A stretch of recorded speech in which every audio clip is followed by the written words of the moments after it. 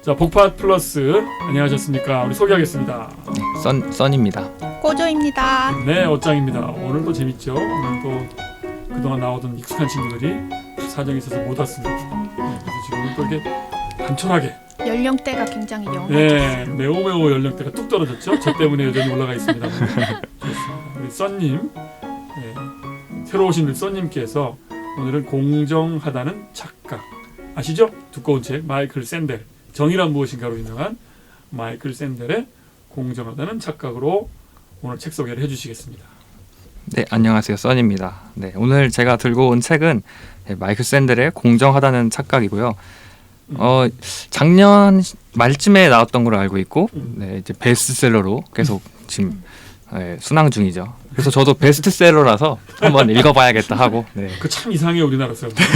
아니 이게 베스트셀러로 가기에는 너무 두꺼워요. 그리고 이런 나라가 아니에요. 이게 베스트셀러가 될 나라가 아니잖아요. 그렇죠, 우리나라가 그렇죠. 이게 뭐라고. 그 마이클 샌델이 사실 어려워요, 주장이. 맞아요. 네. 그 사실 그거 진짜 뭐 공동체 정치 철학, 공동체주의 정치 철학자로 유명한 사람이고 이제 전문가들끼리 평가를 하는 사람인데 왜 그게 일반인에게 확 알려졌는지 제목이 먹고 들어간다는 생각이 들어요, 늘. 저도 그렇습니다. 네. 사실 이 원제가 영어로 보면 이제 능력주의의 폭정이라고 이제 원제가 되어 있는데 이거를 우리나라의 최근 화두가 되고 있는 약간 공정성에 대한 그걸 비추어서 마케팅을 좀 한 것 같아요. 네, 제목을 공정하다는 착각이라고 네, 제목을 잘 지었죠. 그럼 이제 부제가 능력주의는 모두에게 같은 기회를 제공하는가라고 이제 달려 있습니다. 그래서 이 책의 전반적인 내용은 능력주의에 대한 그런 내용을 담고 있고 능력주의 좋다는 건 나쁘다는 거. 나쁘다는 거죠. 나쁘다. 능력주의의 폭정을 고발하고 있는 책입니다. 능력주의 좋은 말 같은데 그렇지 않아요? 노력해서 자기가 능력을 취득하고 능력대로 평가받고 좋은 거 아니에요? 그렇죠. 그렇게 보면은 굉장히 좋죠. 이 옛날 아메리칸 드림이라고 하죠. 네, 자기가 노력한 만큼 성공할 수 있다는 그런 아메리칸 드림. 네, 이런 것들이 사실상 어떠한 문제들을 초래했는지를 굉장히 두껍게 네, 설명을 하고 있고 미국에서 아메리칸 드림 같은 이름으로 대별되는 능력주의가 문제를 낳았다. 네, 맞습니다. 그거를 이제 한 3가지 정도로 이 저자가 근거를 제시하고 있습니다. 네, 첫 번째로는 이제 포퓰리즘의 반격이라고 네, 이제 저소득층, 좀 굉장히 이제 중상층들이 더 이상은 이제 먹고 살기가 힘들어지니까 네, 그런 폭정을 일으킨다라는 그런 포퓰리즘에 대해서 설명을 하고 있고요. 하층민들, 미국의 백인 하층민들이 분노하고 있다. 그렇죠. 네, 그런 결과가 이제 2016년 미국 대선의 트럼프. 결과로 이어진 거다. 홧김에 이상한 네. 사람 뽑았다 그런 거. 그렇죠. 네. 그런 거고 이제 두 번째로는 이제 학력주의가 굉장히 이제 강화되어 왔고 대학이 이제 그런 학문의 지성이라기보다는 그냥 인재 선별기로서의 역할만 하고 있는 그런 미국도 네. 한국은 뭐 이미 오래전 그렇게 됐는데 그렇죠. 미국도 뭐 아이비리그가 뭐 그런 걸 대변했는데 더 심해졌다는 거예요. 이전보다 그러한 게 더 심해졌다는 거죠. 이전에는 그래도 하층민들이 아이비리그에 갈 확률이 있었는데 지금은 그 확률이 점점 더 좁아지고 있다. 우리로 말하면 뭐 사배자, 그게 뭐예요? 사회적 배려 뭐 그런 거 있잖아. 그래서 유명한 대학에 갈 수 있는 어떤 티오가 있는데 그게 너무 줄어들었다. 그렇죠. 미국에서. 지금 아이비리그의 이제 그 소득 분포해서 이제 비율을 보면은 고소득층들이 대부분 네, 차지하고 있다고 하고 있습니다. 네. 자기도 하버드인데.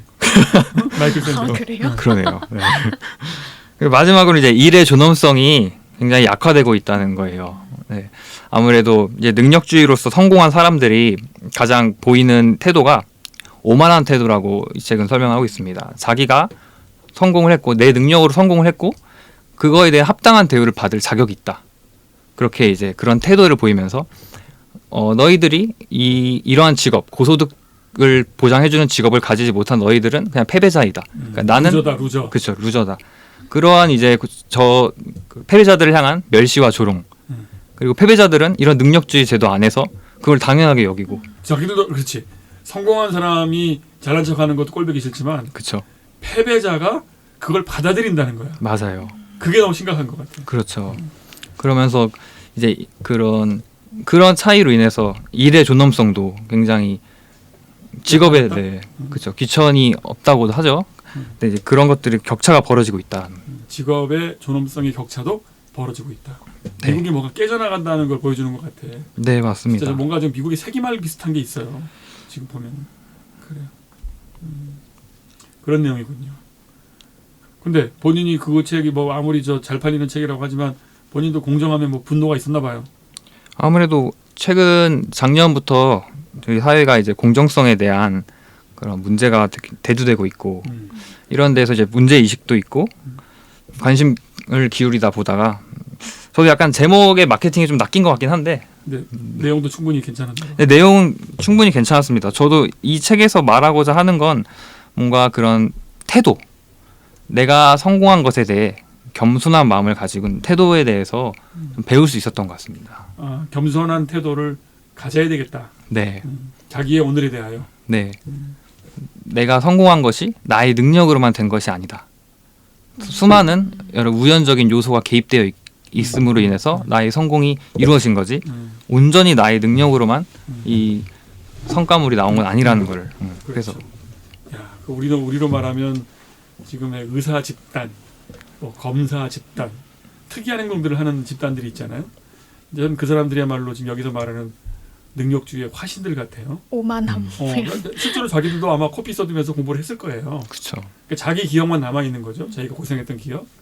근데 이런 분석은 그런 식의 본인의 노력은 실제 그 성공에 비해서 그 비중은 그렇게 높지 않다. 사실은 그렇게 하기까지 가족, 좀 뭐 동료들, 문화, 뭐 이게 몇십 박자가 맞아야 이게 되는 거잖아요. 네, 맞아요. 그거 알려주는 거겠죠? 네, 저도 되게 그렇게 생각하는 게 성공이라는 게 나의 노력도 분명히 중요한 요소지만 그에 정말 다양한 요소들이 있죠. 뭐 시대적인 뭐 트렌드나 타이밍, 또 어떤 문화권에 살고 있는가도 그렇고 정말 그런 다양한 어떤 우연적인 요소들이 그렇죠. 개입되어 있기 때문에 그렇죠. 그걸 간과할 수 없다는 거를 좀 맞아요. 깨닫게 일단 저는 미국의 능력주의가 미국 내부에도 있지만 외부에서도 있다고 봐요. 뭐냐면 아니 뭐 미국에서 만든 물건이나 어떤 아이디어들은 세계로 나가면 바로 팔려요. 그건 제가 볼 때는 미국의 국력과 관련돼 있다고 생각해요. 지배력과. 미국이 이미 지배력을 갖고 전 세계에 딱 자리를 잡았기 때문에 그 사람들이 국내에서 성공을 하면 곧장 세계적으로 성공을 해요. 그렇죠. 그거는 그 사람 개인의 문제가 아니라 미국이 이미 세계 패권을 장악했기 때문에 생긴 일이잖아요. 맞아요. 근데 그걸 본인이 인지를 못해. 그러고 책을 써. 봐라. 성공의 비결은 나의 아이디어다. 어이없는 거죠. 지 그렇죠. 아이디어도 중요했지만 네. 99%의 미국의 지배력이라는 게 있었던 거잖아요. 그렇죠. 그걸 인지를 못한다는 거거든. 그러니까 미국에서 쓴 그 자기계발서들이 지금 한심해 보이는 거예요. 나는 이래서 성공했다는 말이 얼마나 웃기는 말인가. 너 혼자 이래서 성공한 게 아니라 너 뒤에 있는 호가 호위라는 거 있잖아요. 하찮은 여우 뒤에 거대한 호랑이가 있는 것처럼 미국이라는 지배적 실체가 있으니까 한 명민한 여우가 뭘 하면 금방 세계화 되는 거죠. 그렇죠. 네. 근데 이제 우리도 속았어요. 그냥 미국은 다 훌륭한 줄 알았어요. 뭐든지 잘 되고 뭐든지 훌륭하고. 그렇죠. 그걸 뒤늦게 알았죠. 그렇습니다. 그 영어로 그게 메리토크라시라고 한 것 같아요. 네, 맞아요. 능력에 의한 지배, 정당화, 능력으로 지배가 정당화되는 구조. 그걸 능력주의라고 한 것 같고 저도 그걸 새겨놨었거든 마음속에. 그렇지. 한국인들도 그런 생각을 한다. 특히 피해자들이 더 많이 한다. 진짜 맞아요. 그런 것 같아요. 네. 어른들이 서울대를 나왔는데 그렇게 나쁜 짓을 했어? 이런 말을 해요. 이미 젖어들어 있는 거죠. 아니 그렇게 공부 잘하는 사람이 성격이 못됐어? 그 말이 됩니까 그게? 근데 그냥 그 사람들이 모든 걸 가져가요. 한번 성공을 했다 그러면. 그런 이미지가 세죠. 근데 여러분들도 그래요?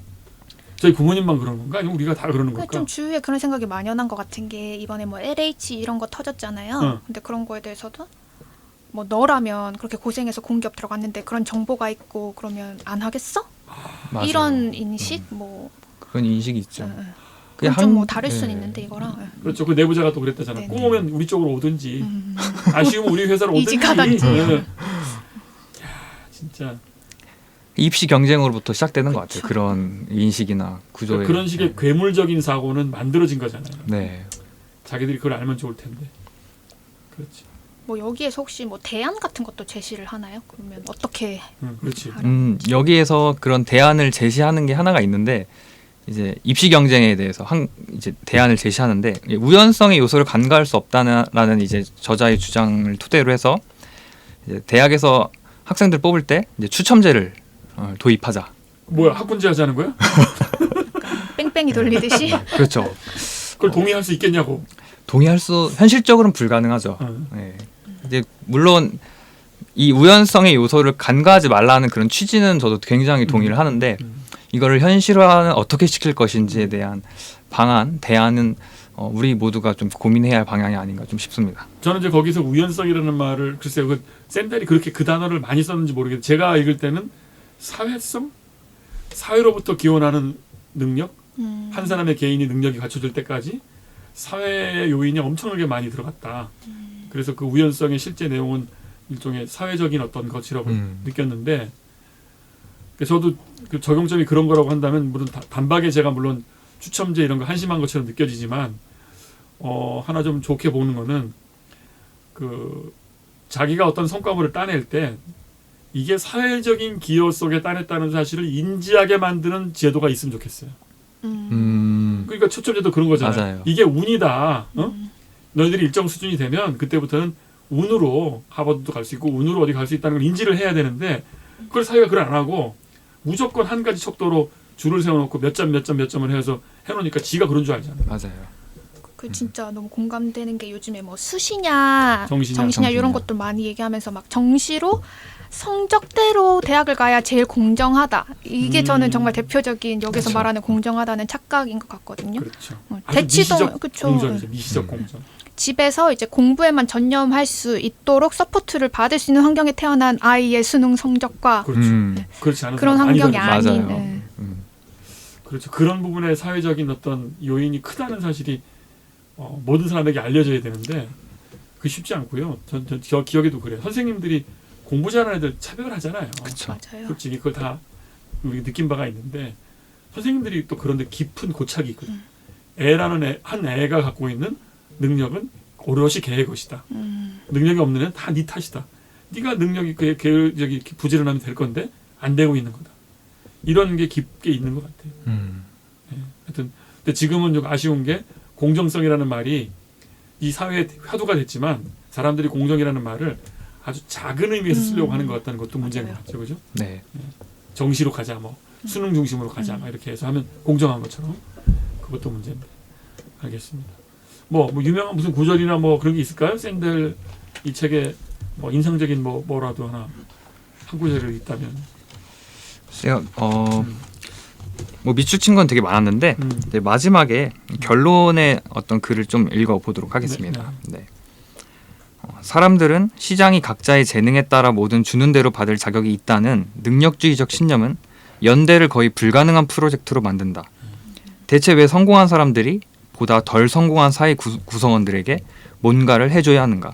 이 질문에 대한 해답은 우리가 설령 죽도록 노력한다고 해도 우리는 결코 자수성가적 존재나 자기충족적 존재가 아님을 깨닫느냐에 달려있다. 사회 속의 우리 자신을 그리고 사회가 우리 재능에 준 보상은 우리의 행운덕이지 우리 업적덕이 아님을 찾아내는 것이 필요하다. 우리 운명의 우연성을 제대로 인지하면 일정한 겸손이 비롯된다. 그런 겸손함은 우리를 갈라놓고 있는 가혹한 성공윤리에서 돌아설 수 있게 해준다. 그것은 능력주의의 폭정을 넘어 보다 덜 악의적이고 보다 더 관대한 공적 삶으로 우리를 이끌어 간다. 네, 아주 전형적인 공동체주의 철학자로서의 모습이 역력하게 나옵니다. 네, 맞습니다. 동의가 됩니다. 갈 길이 멀지만 저렇게 해야 될 것 같아요. 네, 그렇게 해서 우리 갑자기 오셨던 우리 써님이 아주 잘 공정하다는 착각 샌델의 책을 잘 소개해 주셨습니다. 감사합니다. 네, 감사합니다.